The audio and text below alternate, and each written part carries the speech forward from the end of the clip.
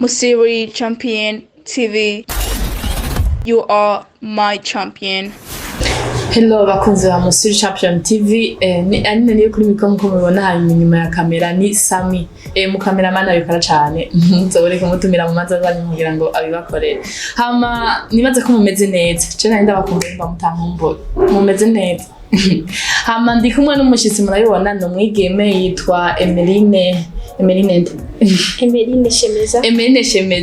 Ni umwigeme mwiza cyane novuga yuko asanzwe ari umujournaliste. Ni umwigeme umwe mu bagendana ubumuga bwo kutabona neza ariko n'umujournaliste akaba akora kuri Radio FM Kazoza. Inge tumwakire kugira ngo abaramutse twongere tunayage byinshi. Karibu kuri Musiri Champion TV. Ego murakoze cyane ndabaramukije cyane bakunzi ba Musiri Champion TV. Akaji turavuga akaji ko kandi ngogira ngo bako. Hama tugira tuyage ku kintu murabona ko ari umwigeme naho mubona ameze uko ntababona arafise ingorane yo kutabona neza. Ego tugira tuyagere ku kintu mbega abantu bagendana ubumuga bwo kutabona barashobora gukora umwuga bifuza, barashobora gukora akazi bumva bashatse muri bo bikagenda neza. Bega Emeline nk'umwigeme journaliste reka ndakwite mu journaliste kuko bifite impamya bushobozi. Ego cyane byagenze gute mugira ngo winjire mu kazi ku journaliste? Urakoze cyane je kugira ngo nijire muri ako kazi k'umwuga w'ubujournaliste kuva kera namye mfise indoto z'uko nzoba journaliste. Hanyuma rero bimaze kugenda uko narabiharaniye ngiga ndangiza muri faculté ya journalisme et communication. Rero ndangije amashure niho naca tangura gukora uwo mwuga kuri Radio Kazoza FM. Ego wayize hehe ko mengo journalisme mu Burundi nitwe turabambere nanje ko niyo ni? Ego cyane jewe nize mu Rwanda niho nize iyo faculté ya journalisme et communication. Ego singira ndababwire ukungene yize kuko ubuheruka hari ikiganiro twakoranye n'uyundi arababwira ko uburyo umuntu atabona cyangwa umuntu agendana ubumuga bwo kutabona ashobora kwiga bigakunda. Nawe nyine byarakunze ko yiga araheza ariga journalisme ariga université araheza araronka urupapuro diplôme d'état mbere araheza. Rero umva ko yashitana urusanzwe n'umurundi kazi. Ego ndi umurundi kazi. Nimba atari banguvuka he? Mvuka Igitega iwacu ni Igitega. Numva ko avuye Igitega ariko yaragiye ariga mu Rwanda hamaraza arashima kugaruka gukorera umwuga mu gihugu cacu cy'u Burundi. Mbega ko kazi byo bigenda gute abo mukorana bakwakira gute? Ko kazi imeze neza cyane je bakimbona nyine bamwe baratangaye bakibaza eske uyu mukozi afise agendana ubumuga bwo kutabona bizogenda gute, ariko buke bagiye baramenyera ku buryo nagenda ndabasobanurira bakabona nyine ndabikora nk'abandi benshi barakunda emission zanje. Bimeze neza cyane nta kibazo kihari. Mbega byagenze byarakoroheye kuronka akazi nariryo akazi kagoye mu Burundi byarakoroheye kuronka akazi? Novuga ko je bitangoye cyane kuko narangije 2021 ejo bundi mu mwaka uheze mu kwezi k'umunani. Hanyuma camva mu Rwanda mu kwicumi na kabiri namaze amezi 4 gusa nshomereye mpita ndaronka akazi nyene kuri Radio Kazoza FM. Niho watanguye gukorera? Ego. Mbega nyine ko ninde byaciye mu yihenzira mu kugira ushobore kuronka akazi kuko mu gihe wari uvuye hari utazinanye n'abantu bino mugira ushikuronka akazi ku journaliste? No kugira yuko buriya ibintu byose biri mu Imana bigenda neza. Nta nguvu je nigeze ngishiramwo naraje nyine ndamenyana n'abantu buke hanyuma nyine no gusenga numva nyine biraciyemo akazi ndakarose. Ego none nk'umuntu ufise ingorane kutabona urabona na buke canke nyene ni complète? Oya si complètement. Je ndashaka kubona n'utuntu duke des couleurs ariko urumva ni ibintu bisanzwe bidafatika cane. Ariko igitangaje rero je twavuga kuri WhatsApp kandi tukandikiranira ama message. Bishoboka gute mugira ngo ushobore kwandika message kuri telefone kandi utabona? Ivyo rero ndi ibintu byoroshe cyane kubera ko abantu bagendana ubumuga bwo kutabona bakoresha bajana n'ibigezweho no kuvuga bajana na technology.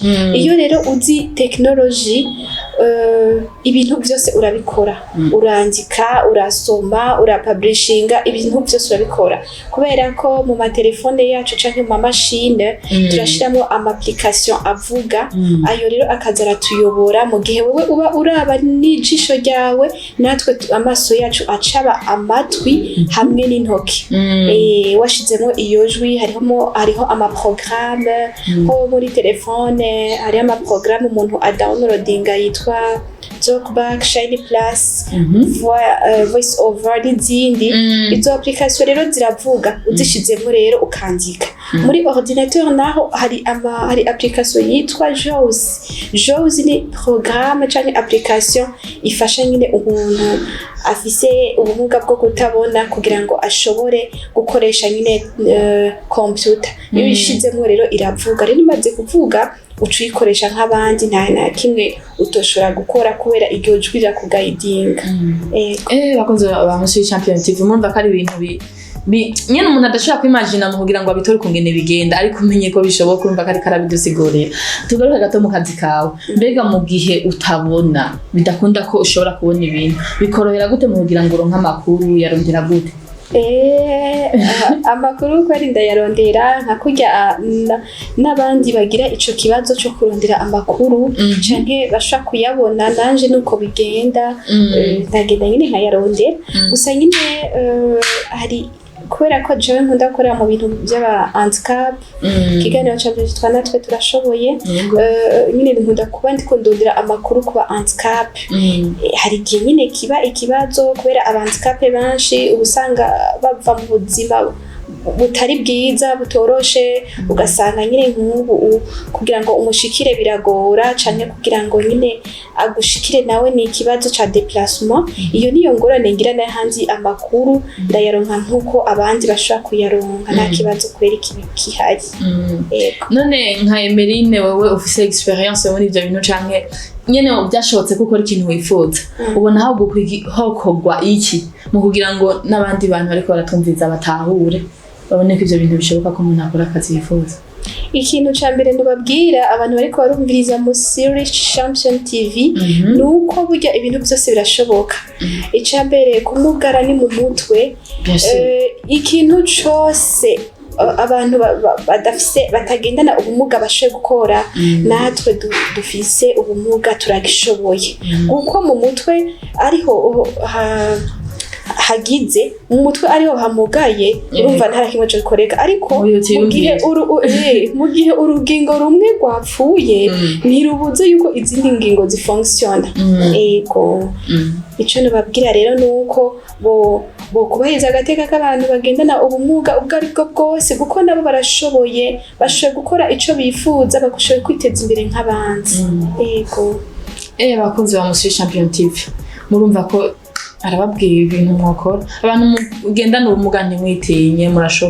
mushoboye kwiga mugaheza hama mugakora akazi bega nk'impanuro tekerera abavyeyi bafise abana bagendana ubumuga ariko nyine bakaca babona ngo nabantu bo gukora ibikorwa byo ngaho ntibabahaye liberté yo kurondera ivyo bifuza nabo gukora gushikako ico nababwira abavyeyi nuko boha agaciro abana babo bavyaye bakabafata neza bakabashira mu mashure bakabaha n'agaciro ntibabakumire kuko nabo n'abana nk'abandi nibo bazovamwo uburundi bw'ejo ego bamaze kubafata neza bikagenda neza nta kibuza yuko abo bana nabo buguruka mu mitwe bakabasha kugera kuco bifuza ndetse bakavamwo n'abantu bakomeye ego bakunze bamusuye Champion TV ntitubarambire murumva ko ikiganiro cyawe kiryoshe cyane kandi kirimo impanuro kirigisha n'umwigeme n'umujournaliste ushaka kumviza ibiganiro vyo kandi atanga ibiganiro biryoshe cyane s'il vous plaît ni kuri Kazoza FM no kuri YouTube biriko ugende wandike Kazoza FM bashobora kumva ibiganiro akora